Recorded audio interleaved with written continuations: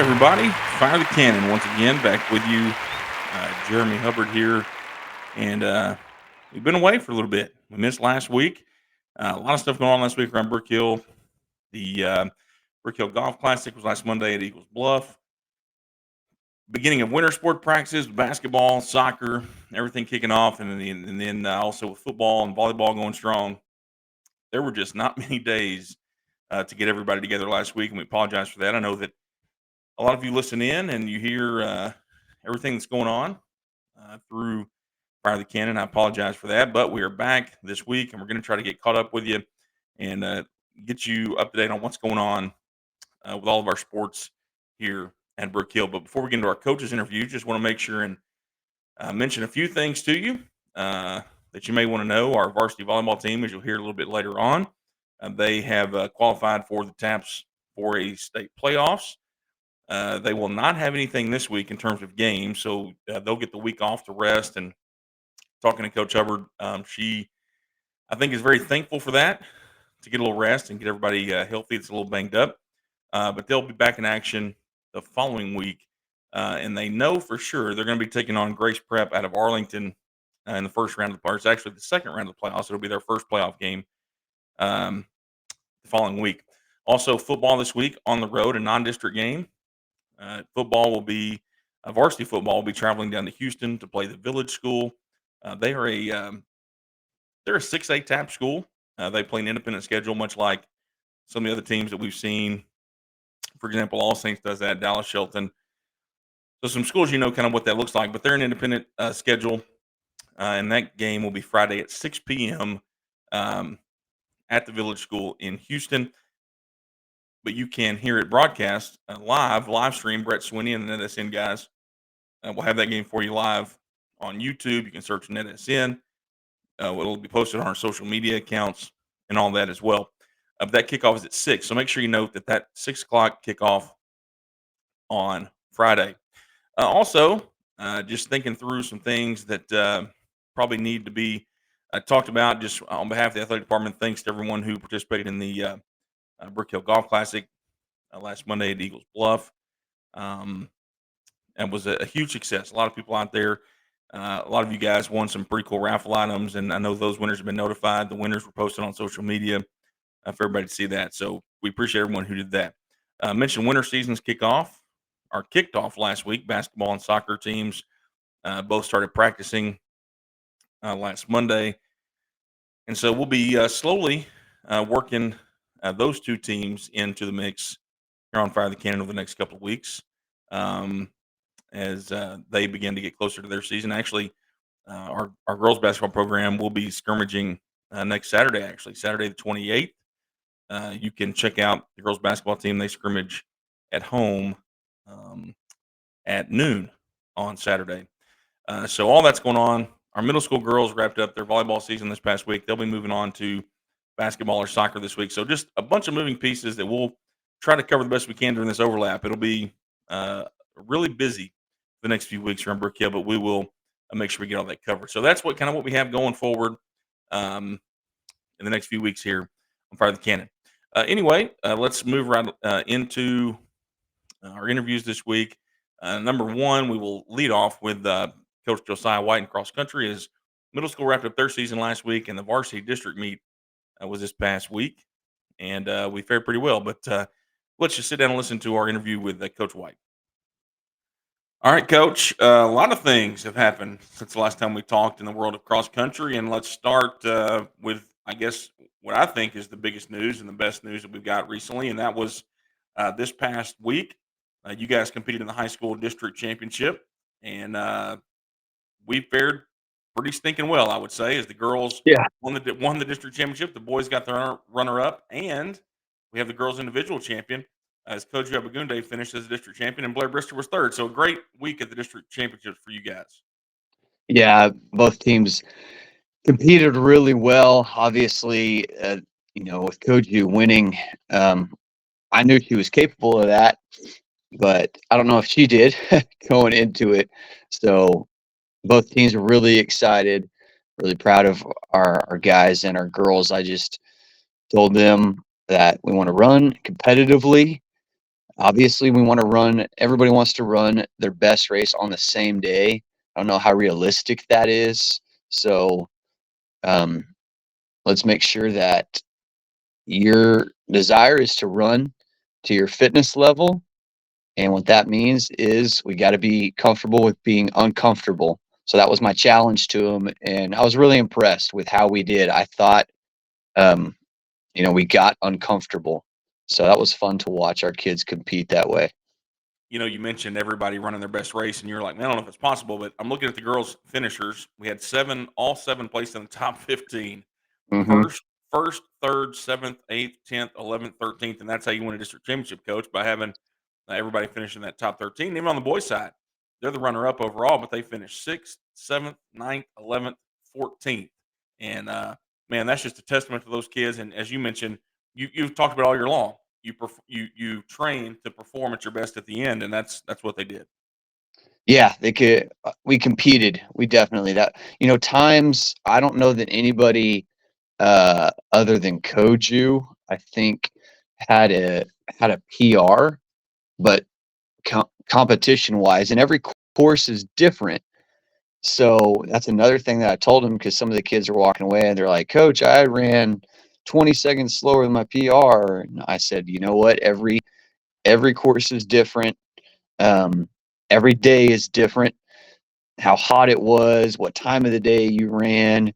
I was talking to one of our guys, and I said, and honestly, a lot of it depends on like how fast the leaders go out. Right. If you're in a race and everybody knows, well, these are the people that are in front, we know who's going to win, and they take it out conservatively, then nobody passes them. Everybody is like, okay, I'm content most of the time to be conservative. So competition wise, yeah, I really was happy with how our guys and our girls competed. And just I said, today's about passing people. How many jerseys can you pass? How many different colored jerseys can you pass? And they took that seriously. Yeah, you're right. I mean, we both coach basketball. You know this. You can win one game one day scoring 85. You need 85 to win, and some days you need 35 to win. It's just Yeah. man. But you're absolutely right, and that's just a testament. Like I said, to those kids and how hard they've worked, and mentally, I think that the more that I've heard you talk about cross country, yeah, it's a physical thing, and you got to train your body right. But I think it's so much mental. All those things that you're Hmm. talking about are so important. So next up for them, the TAP State Meet in Waco. That's October 30th. So that's next Monday. Um, and both teams will be competing. And then Koju, of course, is district champion. Now, all their individual times count as well, but Koju is the district champion. I don't know what times are in other areas or whatever, but I mean, she's going to be, and even Blair finishing third. You got to think those two have a shot to place well individually, also. Yeah, they really do. And again, I think that's going to come down to a place of, how competitive are you going to be on that day? It's going to be in the afternoon, so it's going to be hotter. That's tough to know how that's going to affect a lot of people because there's probably literally, I would say, almost no one who has run at 1 o'clock yet. And there's not a single cross country meet that we've been to that the gun didn't go off until 1 o'clock. And so I imagine that's probably the same way. That's just unusual for cross country. But when it's with the state meet, that's not unusual because you're trying to pack 6 classes Yeah. in one day. So that'll definitely play a factor, but that really will be um, let's just go and compete and who can handle the heat of 1 o'clock better than everybody else. So I'm excited for our kids. Yeah, I'm really excited, especially Blair and Koju. How can you get in that top group and race them? Can you stay with them? So that'll be fun. Weathermen are sometimes right and sometimes wrong. I guess it's the only job where you can be 50-50 and everybody's happy, or at least some people are happy. But looking ahead, you mentioned that heat. It has been unusually hot the last couple of weeks. I'm looking ahead to Monday, October 30th, and as of right now, kind of the 10-day forecast looks like it could be in the 60s and even a little chance of rain. So that would also be a huge factor going forward. Yeah. Um, so good luck to those guys. I know they'll be training hard as they move forward. The other thing I want to talk about that we haven't had a chance to talk about since last time we visited is middle school. Middle school not this past week, but the week before. They had a couple of big meets, and we had mentioned that the last time we visited. They had the Tap Sag meet, I believe, on a Tuesday, and then turn around and have the middle school state championship on Saturday. Talk a little bit about those two meets and kind of how I know we had some great performances from our athletes in Yeah. that as well. Yeah, the tap sack was really good. Our girls, middle school girls team finished second, and that's all the private Tyler schools. And then our guys were third, and we had two kids in each, guys and girls that were in the top 10. So Lily Shaw and Addie Green were in the top 10 for the girls, and then Coleman Krim and Austin Foster for the boys. So really excited about that finish as a team wise and having two in the top 10. And, we get three of those middle schoolers back. So two seventh graders, a sixth grader. Coleman is the only eighth grader that'll be moving on into upper school next year. But I was really excited about how we did team wise in both of those meets. If we look at the state meet, again, Lily and Addie, Lily finished second, Addie was third, and then we had Kinley. She was in the top 10. I think Kinley was, I don't want to get it wrong, but I think eighth, seventh or eighth. And then Maya was right behind her at eighth or ninth. And so having four girls in the top 10, they did a great job. They won the team championship. Our guys performed their the best that they ever have as a team. I got to watch five of our guys all come in right with each other with 300 meters to go. And that was a good sign. They were packed, but they were running competitively. Nobody was running back. Everybody was running up. And that was a great finish for our guys. We had one guy who, what we call in the cross country world, a side stitch, side cramps. He got a side cramp. If that doesn't happen, our guys would have got second. So they were in a close race and got third at the state meet. But still really proud of their effort and how they did all season long, watching the kids just continually improve. What's really cool about our middle school state meet is that our kids can look and see how they did at the Warrior Run, the exact same course, just a little over a month ago, and compare those times. And that's what I encourage them to do because they saw, man, we really took a lot of time off. So that was good. Yeah, and of course, if they're in middle school again next year, then they're going to run those same two course or the same course twice next year, and they'll get to compare there. And then going to high school, they usually have at least Mhm. one meet at Brook Hill, the Warrior Run, and then who knows about the district meet going forward. I know that changes every couple of years, but man, it was a great year for the middle schoolers. I thought just to kind of watch them as they progressed and to see the same names at the top, but also see other names work their way in there. I mean, you mentioned a couple of sixth graders and Maya Morris and Kinley Falls that. Um, have really the first time we talked about them finishing up high, but for them to do that at the end is pretty impressive. And then, of Yeah. course, what the high school's done has been so great. And coach, we'll be looking forward to what the middle schoolers do next year. But the state meet still to come for the high schoolers next Monday, October 30th in Waco. And coach will be pulling for a man. If our team can do that well again, that'd be awesome. I'm not sure we've ever had a cross country team state champion. I'd have to go back and look. I don't want to say we haven't, but that'd be pretty cool. Yeah. Yeah. We'll get after it. So All we've right. got a great week of training, and that's what we're geared for. So it'll be fun. Coach, we appreciate you. We'll talk to you soon. Thanks. So pretty good results for the cross country team. As mentioned in that interview, the state meet is Monday, October 30th. That will take place in Waco. So good luck to those individuals in those teams as well. Let's talk a little volleyball now. I mentioned earlier Coach Hubbard and that group qualified for the playoffs. They had a busy last couple of weeks making up a game they missed earlier in the district season.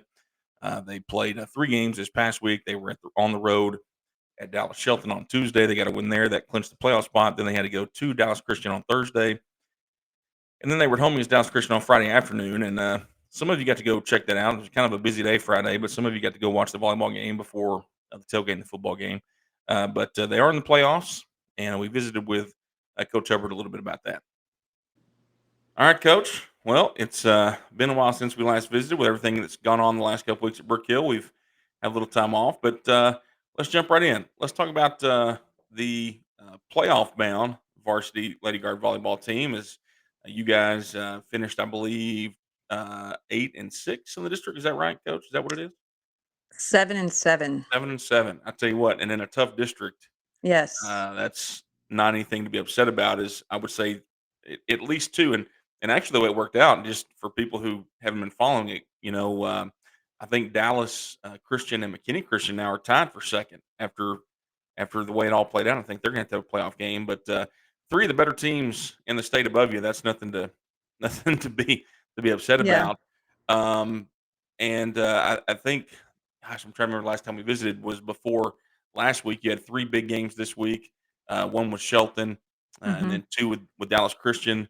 You got that win on Tuesday against Shelton that kind of sewed things up Right. to get in. But let's talk a little bit about the last couple of weeks and how you guys have.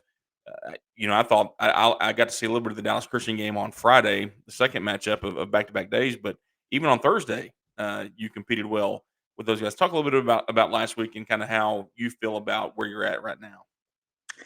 Yeah. Well, Tuesday, like you said, was a big game, just because it was the game that solidified playoffs for us.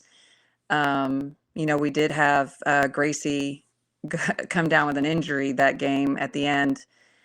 So that put us in a bit of a tight spot for our two Dallas Christian games. But the girls really took the challenge and showed up to play.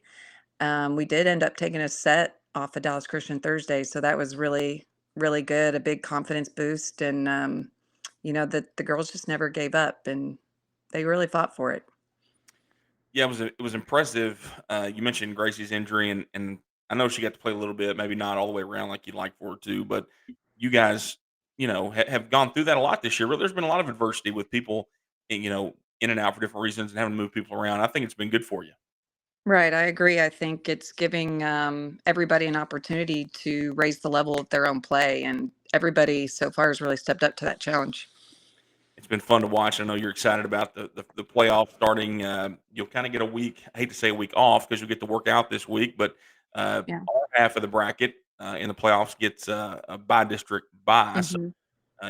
you'll get to work out a little bit, maybe get a little rest and get healthy. Uh, Hmm. and it's looking like, and I know you and I were talking off the air. We don't know this is for sure, but it looks like probably Halloween night you'll be on the road at Grace Prep. Uh, what, if anything, do you know about them so far? What I've seen so far, um, they're really going to be comparable to teams in our district, teams that we've been playing and competing with all year. So we're going to pinpoint some places we've been struggling the last couple of weeks and really kind of tighten up those areas of our game and really be ready to compete and play with some fire. What I think is interesting about that is the fact that, you mentioned they're probably comparable and looking at records and stuff, I would say that's probably true. But you've been playing against those teams, and Hmm. in all reality, they really haven't. I mean, in their district, Right. it's really them, and I'm not sure if they have anybody else at this level. So I think that may be an advantage to you. Yeah, they're a talented team and going there, whatever. But it's not a battle that you haven't been in already. I agree. And I think that is somewhat of to our advantage. Like you said, just, these teams aren't quite sure what to expect. And so when we show up, it's kind of it's been an eye opener It is for the interesting other that, teams as well. Yeah. yeah, I mean, our fourth place team in the district would fare very well in theirs is what I Right. believe, truthfully. So that'll be coming up. We'll have more information as it comes out, but uh, looking like I know we were talking, like I said, maybe Halloween night, but as soon as that's solidified, you'll find that out on all of our social media and stuff like that. Um, Moving on, let's talk a little bit about the middle school because your middle school season just wrapped up this past week, and they actually had a couple of tournaments. I believe they had the TAPSAC tournament. I believe was on Wednesday, if I'm not mistaken, Hmm. and then the middle school state championship, the second year that we've had that. That was this past Saturday. So talk a little bit about the middle school as they wrapped up and kind of what you thought. I know they had a great year also.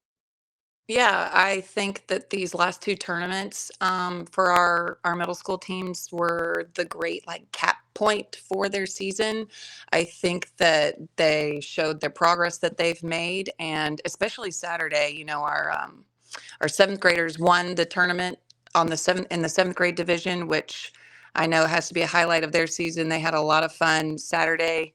And our eighth graders too. They went 1-1 Saturday, but they played some really good volleyball. Even from Wednesday to Saturday, they were a completely different team. We were dealing with some lineup changes and personnel changes and position changes, and they really had a lot of fun, and they just went with it, and they did a great job.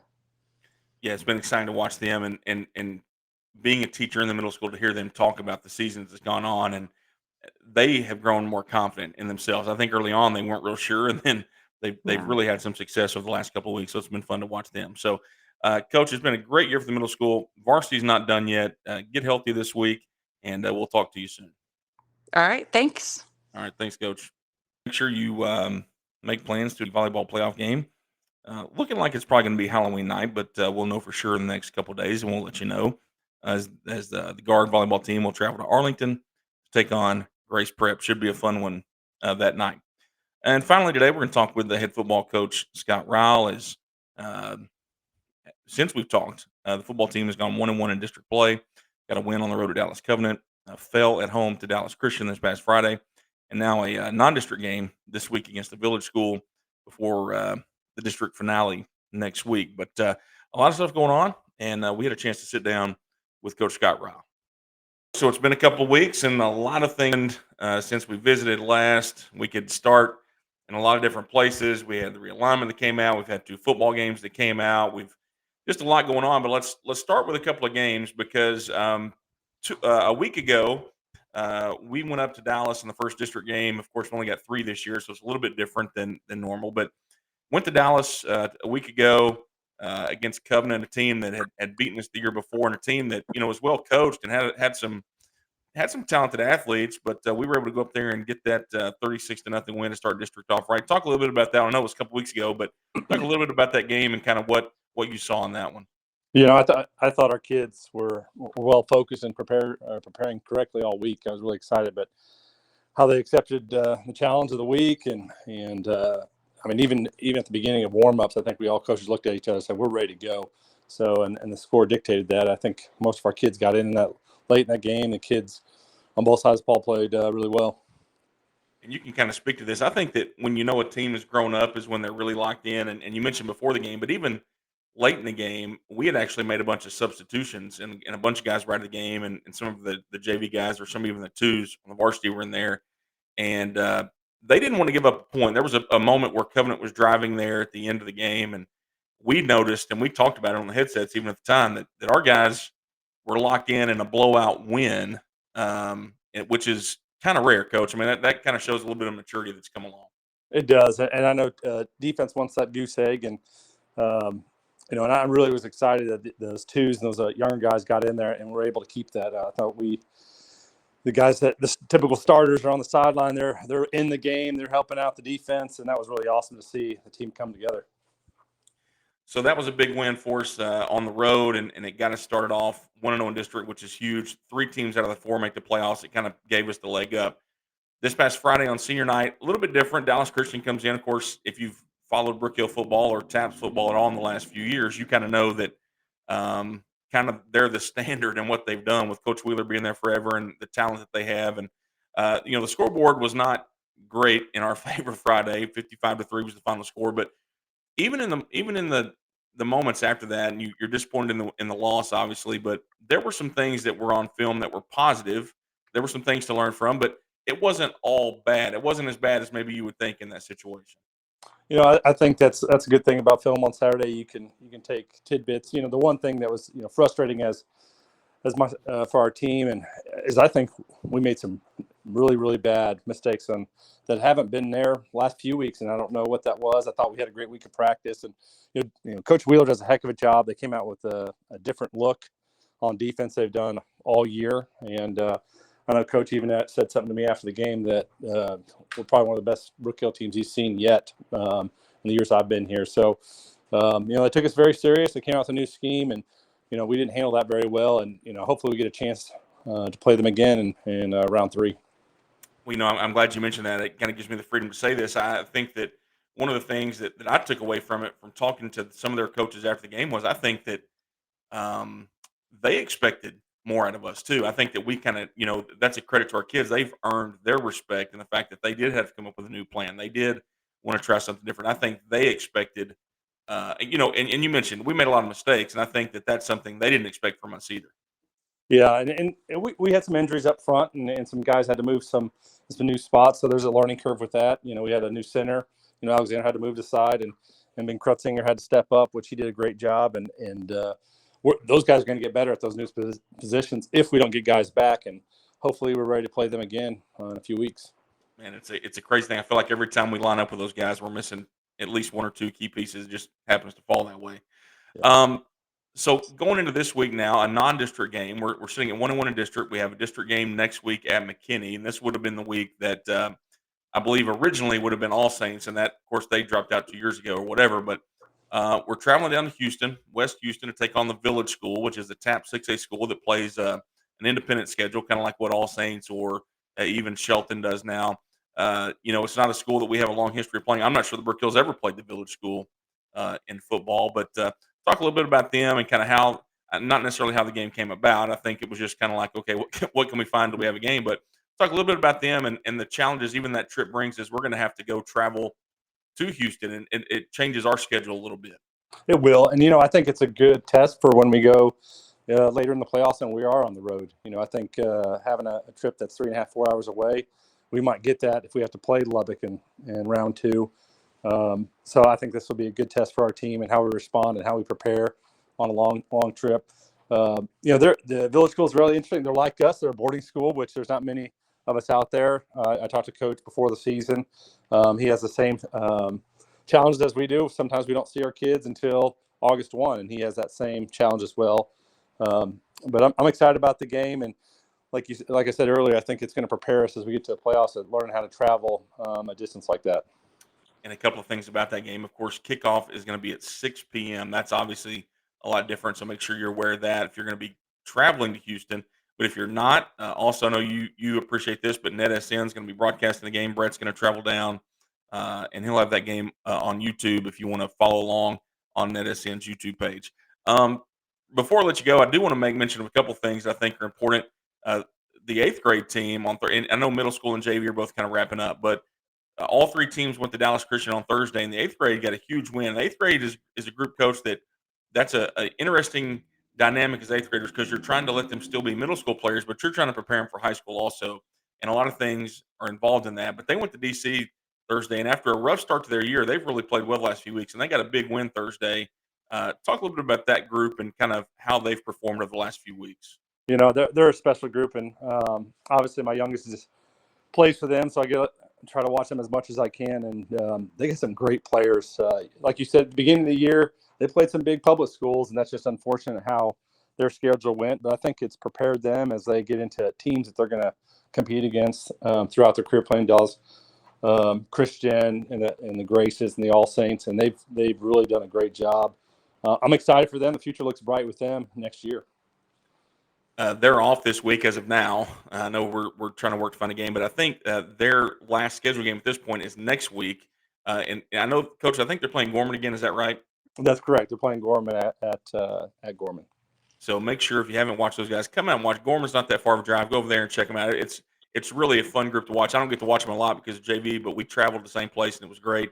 And then the JV guys this week, this is their last game against John Paul II, unless something changed the last week. But they're scheduled to kick off Thursday at 6, so make sure and get out there and watch them. That's also a group that they're fun to watch. They've kind of like you mentioned middle school. The scheduling for JV and middle school is always kind of funny. You just kind of get what you can where you can, and it makes it different. But I know you've been excited with those guys also. I am, and one thing about JV, when varsity gets banged up, guys slide up, and they get thinner and thinner as the year goes. And what's exciting about them is they've fought really, really hard and won some big games, and I'm excited for those young kids. Coach, we appreciate it, and we'll visit with you again next week. All right, thank you.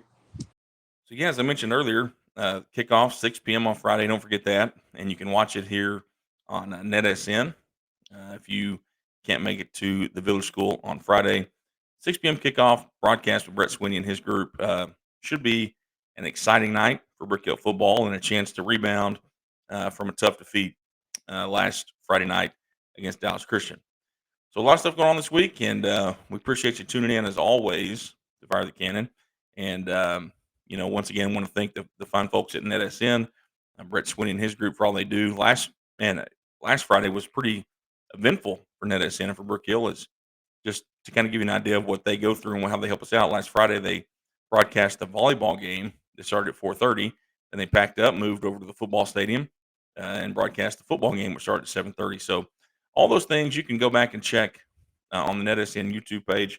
And also, if there's a home event that NetSN does not cover, usually, I'm not going to say all the time, but usually you can find those events on YouTube if you search Brook Hill Athletic Streams. I know that especially gym sports, it's easy for us to do that. If NetSN's not there, we kind of cover, or we stream those games from the huddle camera, which is mounted up on the wall. So it's not ideal, but it's a chance for you at least to go back and watch the game. Or if you can't make it, or somebody who can't make it, you can tell them how to watch the game. So check those out. NetSN on YouTube. Download the NetSN app.